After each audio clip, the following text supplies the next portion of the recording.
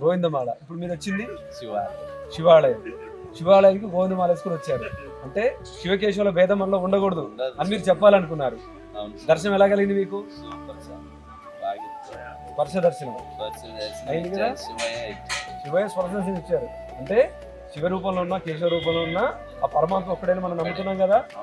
ఇది మనం అందరం చెప్దామా? సరేనా? మీరు హరహర మహాదేవ్ చెప్తారా మాతో? హరహర శంభో శంకర మహాదేవ. జై జగన్మాత, జై జగదంబ.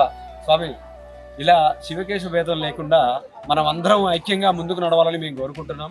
భవానీ మాలధారులైనా, అయ్యప్ప మాలధారులైనా, గోవింద మాలధారులైనా, ప్రపంచంలోనే మొట్టమొదటిదైన శివమాలధారులైనా సరే అందరం ఒకటే అని భావిద్దాం. ఒకరినొకరిని స్వామీజీలుగా గౌరవించుకుందాం.